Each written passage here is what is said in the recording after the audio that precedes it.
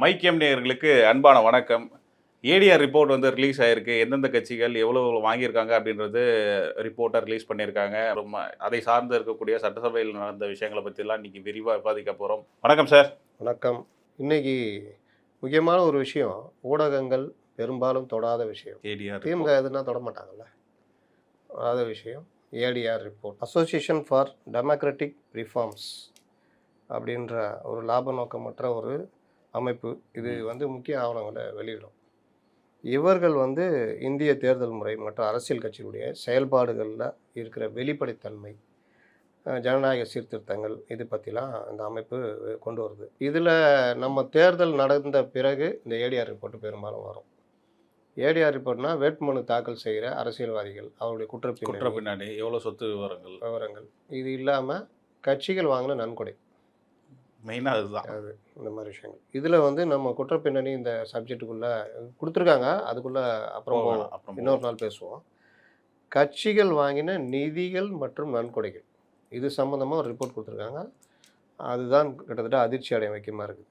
இதில் தேசிய கட்சிகள் பற்றி நம்ம இன்னொரு நாள் பார்ப்போம். அது பெரும்பாலும் அதை யாரும் கவனம் செலுத்த மாட்டாங்க. மாநில கட்சிகளில் எந்தெந்த அளவுக்கு தமிழ்நாட்டில் மாநில கட்சின்னு பார்த்தீங்கன்னா, நமக்கு பெரிய கட்சின்னு பார்த்தீங்கன்னா திமுக, அதிமுக, தவேக, காங்கிரஸ் வராது, சிபிஐ வரும், சிபிஎம் கூட இல்லை, அவங்க தேசிய கட்சியில் வந்துடுறாங்க. அப்புறம் இன்னும் பிற கட்சிகள், தேமுதிக, பாமக, நாம் தமிழர் கட்சி, இந்த மாதிரி கட்சிகள். இதில் அவங்கெல்லாம் பெரிய அளவில் கிடையாது. இதில் ஏடிஎம்கே, டிஎம்கே இவர்களுக்கு தான். இதில் வந்து சமீபத்திய பிராந்திய கட்சிகளின் நிதி அறிக்கைகளில் கட்சிகள் பெறும் நன்கொடைகள், பணப்பரிவர்த்தனைகள் மற்றும் கணக்கில் காட்டப்படாத தொகைகள் குறித்த. ஏன் கணக்கில் காட்டப்படாத தொகைகள் அப்படின்னு சொல்கிறோன்னா, இதில் வந்து அரசியல் கட்சிகளுடைய இந்த தேர்தல் கணக்கு வழக்குகள் முறையாக தாக்கல் செய்யப்படுதா, அது குறித்து கண்காணிப்பு அறிக்கை மற்ற இதெல்லாம் வந்து பார்த்து இந்த இது வணங்குறாங்க. ஒரு தேர்தலில் வெளிப்படைத்தன்மை வேணும் அப்படின்றதுக்காக தான் இதெல்லாம் கொண்டு போகிறாங்க. அக்கௌண்டபிலிட்டி இருக்கணும். அக்கௌண்டபிலிட்டியே இல்லாத கட்சி ஒன்று இருக்குது. அதாவது நீங்கள் பார்த்தீங்கன்னா திமுக, அதிமுக இவங்க வாங்கின 2 பிரதான கட்சி, மற்ற கட்சியெலாம் அவங்க ஒன்றும் பெருசாக கிட்டத்தட்ட பச்சான்னு சொல்லலாம், ஒரு 2 கோடி கூட வாங்கலை. பிரத்யோக அரசியல் இந்த இது சம்மந்தமாக இவங்க வெளியிட்டது பல கட்சிகள் சொல்லியிருக்காங்க. நான் அது பட்டியல் கூட படிக்கிறேன். இந்தியாவுடைய முக்கியமான இந்த கட்சிகள் பெற்ற நன்கொடைகள் அது வெளிப்படையாக தெரிவிக்கணும். பேன் இணைக்கணும். நீங்கள் யார்கிட்ட வாங்குறீங்களோ அவங்களுடைய பேன் இணைக்கணும். அப்புறம் டிரான்சாக்ஷன் எப்படி நடக்குது, வெளிப்படைத்தன்மைன்னு என்னது, வங்கிகள் மூலயமா அல்லது செக்கு, எவ்வளோ வந்திருக்கான் செக்கு, அல்லது வேறு ஏதாவது ஒரு வகைகளில் டிரான்சாக்ஷன் இருந்தால். கேஷாக வாங்குறீங்கன்னா கணக்கில் காட்டாது. அதுவும் கேஷாக வாங்கின ஆள்கிட்ட யார்கிட்ட வாங்கினேன்னு சொல்லலைன்னா அது கிட்டத்தட்ட பிளாக் மணி தான். இது வந்து இதில் யார்கிட்ட வாங்கணும்னு ஒன்று இருக்குல்ல, அது ரொம்ப முக்கியம்ல. ஒருத்தர் திட்டிக்கிட்டே கதை விட்டுக்கினே அவங்ககிட்டே வாங்கினா இது வந்து பேசுகிறீங்க. அரசியல் நன்கொடைகள் நிர்வகிக்கும் மக்கள் அப்புறமா அதை ஃபிக்ஸ் பண்ணிக்குவாங்க. அரசியல் நன்கொடைகளை நிர்வகிக்கும் சட்ட கட்டமைப்பானது மக்கள் பிரதிநிதித்துவ சட்டம் 1951 மற்றும் வருமான வரி சட்டம் 1961 ஆகியவற்றின் கீழ் வகுக்கப்பட்டுள்ளது. மக்கள் பிரதிநிதித்துவ சட்டம் பிரிவு 29C 20,000க்கும் மேற்பட்ட நன்கொடைகள் குறித்த விவரங்களை தேர்தல் ஆணையத்திடம் ஒவ்வொரு அரசியல் கட்சியும் தெரிவிப்பது கட்டாயமாக்கப்பட்டுள்ளது. 20,000 கீழே வாங்கினீங்கன்னா அதை கணக்கில் காட்ட தேவையில்லை. 20,000 மேலே போயிடுச்சுன்னா யார் கொடுத்தா, அவங்க எப்படி கொடுத்தாங்க, அவங்களுடைய பேன் நம்பர், கேஷாக கொடுத்தாங்களா, பேங்க் டிரான்சாக்ஷனா என்ன, இது எல்லாத்தையுமே சொல்லணும். அதில் சொல்ல விருப்பம் இல்லாமல் மறைக்கிறதுன்றது ஒரு ஆப்ஷன் இவர்கள் பயன்படுத்திட்டு இருக்காங்க. இது வருமான வரி சட்டம் 13A மற்றும் 80GGC. ஏன்னா ஒரு நிறுவனம் அரசியல் கட்சிக்கு இவ்வளோ இப்போ டாட்டாலாம் பார்த்தீங்கன்னா ஒவ்வொரு கட்சிக்கும் பிரிவு போட்டு கொடுத்துருவாங்க. அது அவங்களுடைய 80Gயில் வந்துடும், அது கீழே வாங்குவாங்க. அது முறைப்படி இருக்கும். அது வந்து கேள்வி கேட்பது இல்லை. ஆனால் தேர்தல் பத்திரங்களாக இன்னும் வேறு சில வகைகள் வாங்குறதுன்றது ஆதாயம் அப்படின்ற மாதிரி தான் நம்ம பார்க்குறோம்.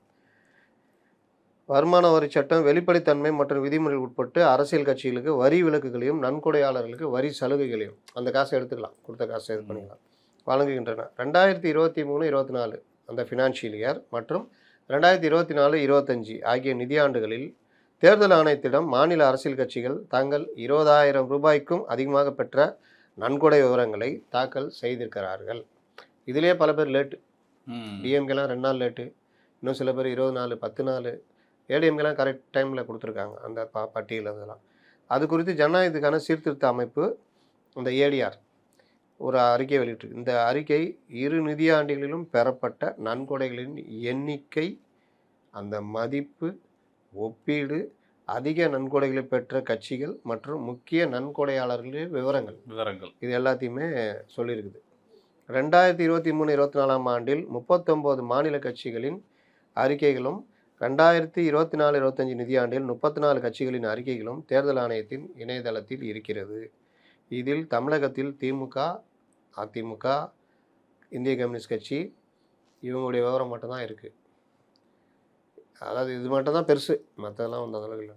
மற்ற மாநில கட்சியின் விவரங்கள் சேர்க்கப்படல. மற்ற மாநிலங்கள் பார்த்தப்போ திரிணாமுல் காங்கிரஸ் பெரிய அளவில் வாங்கியிருக்காங்க. தெலுங்கு தேசம், தெலுங்கானாவில் இருக்கார் ரேவந்த் ரெட்டி, அவர் அது காங்கிரஸ். சந்திரசேகர ராவ். மொத்தமுள்ள 67 பிராந்திய கட்சிகள் 40 கட்சிகள் மட்டுமே ஆய்வு செய்யப்பட்டது. அதில் 12 கட்சிகள் மட்டுமே தேர்தல் ஆணையம் நிர்ணயித்த காலக்கெடுவுகள் தங்களின் நன்கொடை குறித்த அறிக்கையை தாக்கல் செய்தன. அந்த டேட்டுக்குள்ளே ஃபைல் பண்ண, அந்த எலெக்ஷன் முடிஞ்சவொன்னே ஃபைல் பண்ணிடணும். 1 மந்த் உள்ளாடி இவங்களுடைய இதுவே சிக்கலாகிடும். இதில் அதிமுக மற்றும் திமுக கட்சிகள் உரிய நேரத்தில் தாக்கல் செய்துள்ளன. பல அரசியல் கட்சிகள் 8 நாட்கள் முதல் 160 நாட்கள் வரை தாமதமாகவே நன்கொடை அறிக்கையை தாக்கல் செய்துள்ளன. சில அரசியல் கட்சிகள் இரு நிதியான சேர்த்து மொத்தமாகவே, அதாவது ஏன்னா அப்போ தேர்தல் நடக்கலைல்ல, 23-24, 25-26 தானே எலெக்ஷன் பீரியடு. அதனால பயந்து போய் போன வருஷம் பண்ணாமல் விட்டதையும் சேர்த்து இந்த வருஷம் கட்டிட்டாங்க. இதில் திமுக 24-25 ஆண்டு நிதியாண்டிற்கான அறிக்கையை 2 நாட்கள் தாமதமாக தாக்கல் செய்தது. ஆனால் அதிமுக தாமதமின்றி தாக்கல் செய்தது. நாம் தமிழர் கட்சி 2023-24 நிதியாண்டில் 8 நாட்கள் தாமதமாக தாக்கல் செய்தது. ஆனால் அடுத்த நிதியாண்டில் தாமதமின்றி தாக்கல் செய்தது. இந்திய கம்யூனிஸ்ட் கட்சி 70 நாள் கழிச்சு தாக்கல். இந்த வருஷத்துக்கான 24-25 வந்து 52 நாட்கள் தாமதமாக. தோழர்களுக்கு பல வேலை இருக்கும்ல. விடுதலை சிறுத்தைகள் 22 மாதங்களுக்கு பிறகு, அதாவது 23-24 தாக்கல் பண்ணல, மொத்தமாக தாக்கல் செய்தது. 20,000க்கும் அதிகமாக நன்கொடை பெற்ற விவரங்கள் அரசியல் கட்சிகள். 20,000க்கும் அதிகமாக நன்கொடை பெற்ற எண்ணிக்கை இந்த ஃபினான்ஷியல் இயரில் 85% அதிகரிச்சிருக்கு. அதாவது ₹1 வாங்கியிருந்தா 23-24 ₹85 இப்போ வாங்கியிருக்காங்க. 85% அதிகரிச்சு. 2023-24 இந்த பிராந்திய கட்சிகள் 2,861 ஆக இருந்த எண்ணிக்கை 2024-25 5,297 நம்பர்ஸ் கொடுத்துருக்காங்க. 20,000க்கு மேலே கொடுத்தவங்க எண்ணிக்கை. பெறப்பட்ட நன்கொடைகளின் மதிப்பும் முந்தைய ஆண்டுகளோட ஒப்பிடுகையில் 3 மடங்கு இன்க்ரீஸ் ஆகிருக்கு. இப்போ ₹10 வாங்கியிருந்தா ₹30 வாங்கியிருக்காங்க அடுத்த ஃபினான்ஷியல் இயர். அது தேர்தல் காலன்றதுனால இவ்வளோ எகிரி இருக்குது, இஷ்டத்துக்கு வாங்கியிருக்காங்க, இது பண்ணியிருக்காங்க. 2023-24 347 கோடியாக இருந்த நன்கொடை 2024-25 1051 கோடியாக உயர்ந்தது. இது ஒட்டுமொத்த இந்த பிராந்திய கட்சிகள்.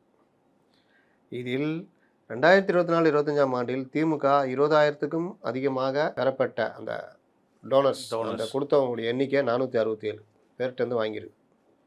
அந்த எண்ணிக்கை வந்து 365 கோடியாக உயர்ந்திருக்கு. ஆனால் இரு நிதியாண்டுகளில் தமிழகத்தின் பிரதான கட்சியான திமுக மற்றும் அதிமுகவில் கணிசமாக உயர்ந்திருக்குன்றாங்க. ஆனால் அதிமுக அதெல்லாம் கணிசமாலாம் உயரல சொல்கிறாங்க.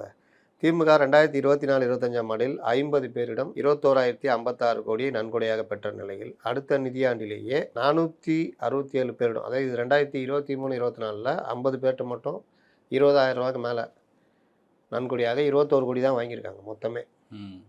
ஆனால் இந்த தேர்தல் ஆண்டில் 467 பேர் 20,000க்கு மேலே நன்கொடையாக வாங்கினது. 20,000க்கு மேலேனா அது 2 கோடியாக இருக்கலாம், 5 கோடியாக இருக்கலாம், 10 கோடியாக இருக்கலாம். 20,000க்கு மேலே அவ்வளோதான், 21,000 நினச்சிக்காது.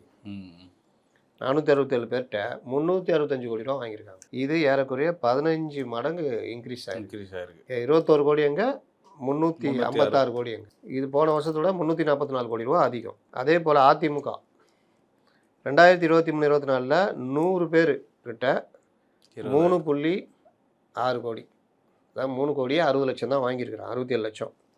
2024-25 134 பேர்கிட்ட 66.3 கோடி, 66 கோடியே 30 லட்சம் வாங்கியிருக்காங்க. 354 கோடி அங்கே 66 கோடி. இது முந்தைய நிதியாண்டை விட 60 கோடி ரூபா அதிகம். இந்திய கம்யூனிஸ்ட் கட்சி 23-24 250 நபர்களிடம் 11 கோடியும் 24-25 458 9 கோடி கம்மியாக வாங்கியிருக்காங்க. நாம் தமிழர் கட்சி அவங்க ரொம்ப கம்மி 224 பேர்கிட்ட 2023-24 2.7 கோடி 2 கோடி 70 லட்சம். 2024-25 இந்த தேர்தல் காலத்தில் 2.80 லட்சம் 2 கோடி 80 லட்சம் அவ்வளோதான். டாப் 10 நன்கொடையாளர் இரு நிதியாண்டுலையும் டாப் 10 யார் அதிகமாக கொடுத்த நன்கொடையாளர் அப்படின்னு பார்த்தா 76 நன்கொடைகள் மூலம் 10 நன்கொடையாளர்கள் மட்டுமே 832 கோடி ரூபா கொடுத்துருக்காங்க. 10 பேர் 832 கோடி. இதில் 2023-24 டாப் 10 நன்கொடையாளர் சேர்த்து 31 நன்கொடைகள் 2023-24 231 கோடி கொடுத்துருக்காங்க. 238 கோடி. 2024-25 43 பேர் 594 கோடி கொடுத்துருக்காங்க. 238 அப்படியே டபுள் ஆகிடுச்சு. இதில் யார் முக்கியமான ஆட்கள் அப்படின்னு பார்த்தீங்கன்னா ப்ரூடன்ட் எலக்ட்ரல் ட்ரஸ்ட் இவங்க தான் அதிகபட்சமாக 434 கோடி ரூபா 2 நிதியாண்டுலையும் கொடுத்துருக்காங்க.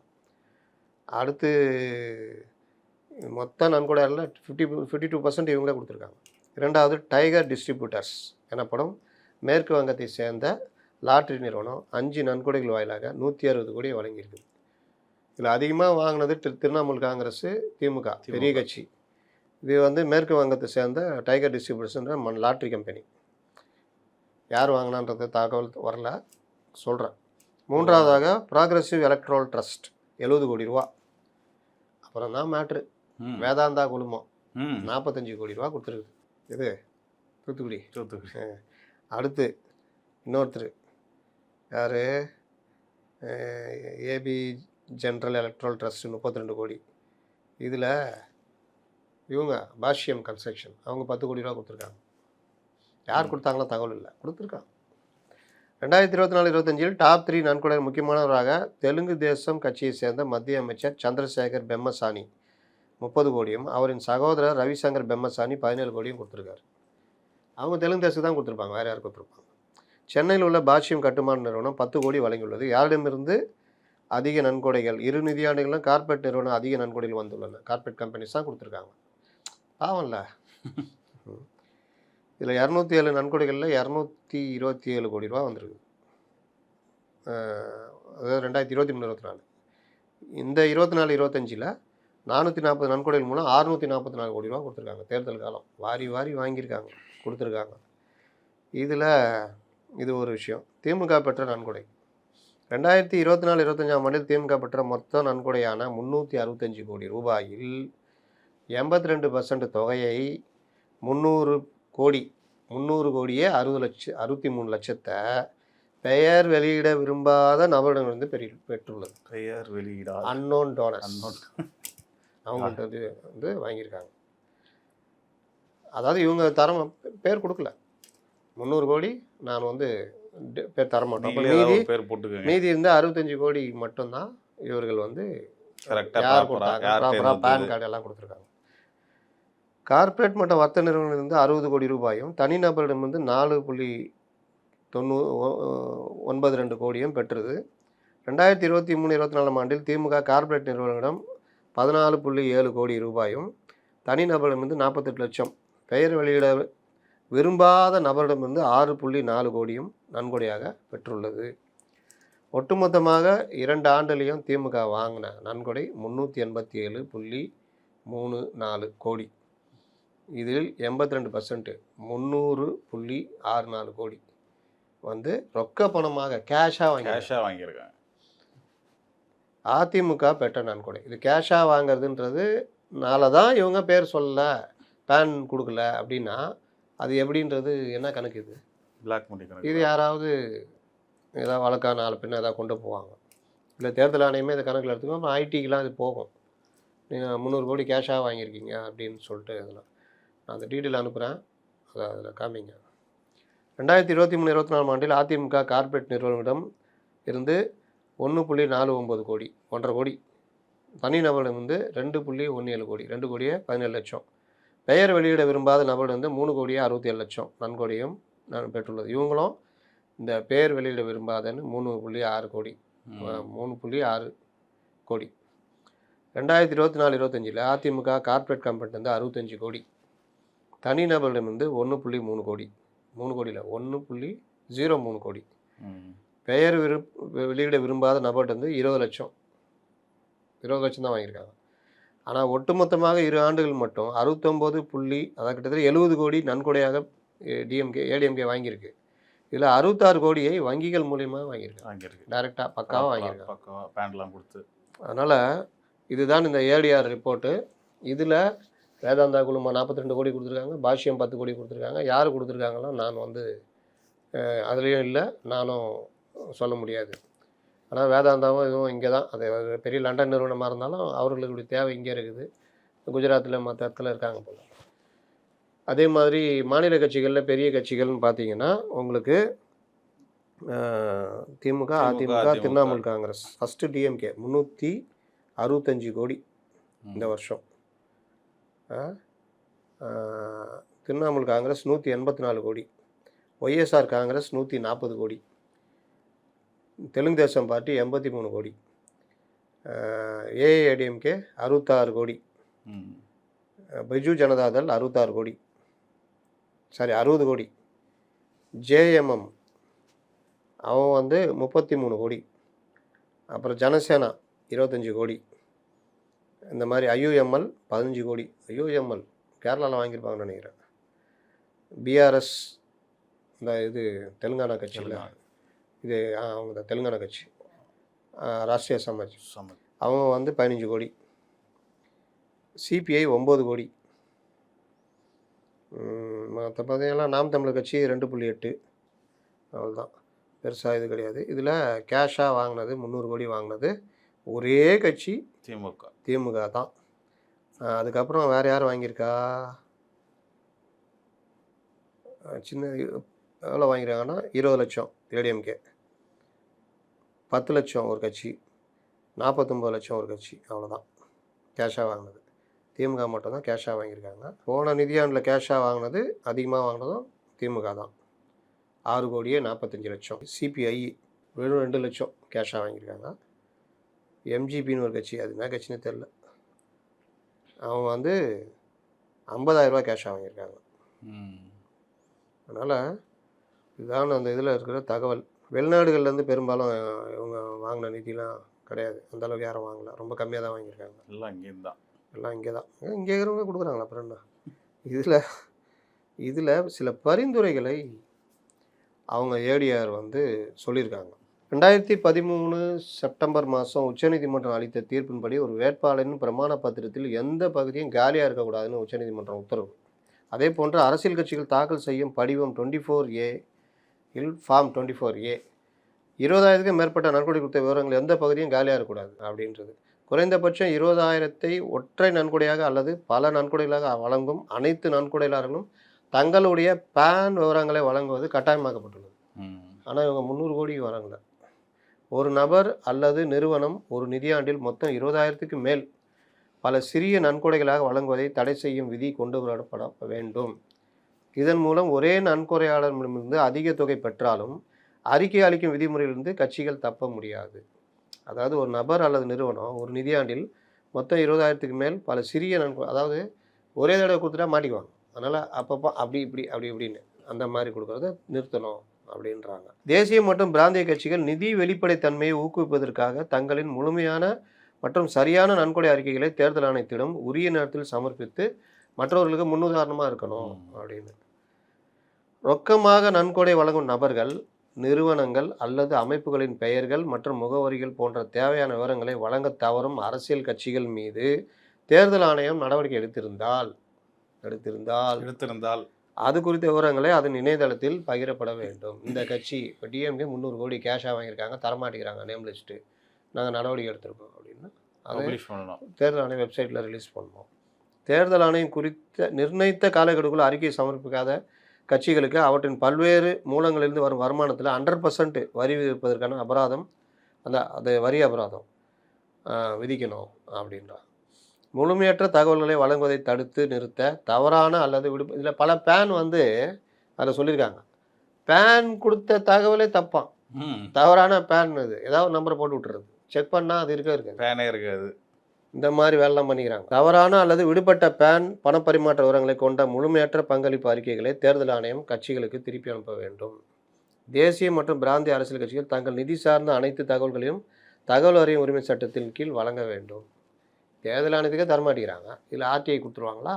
ஆர்டிஐ கேட்குது, டிஎம்கே எவ்வளோ வாங்கியிருக்கீங்க, ஏடிஎம்கே எவ்வளோ வாங்கியிருக்கீங்க, யாராட்ட வாங்கியிருக்கீங்கன்னா கொடுத்துருவாங்களா?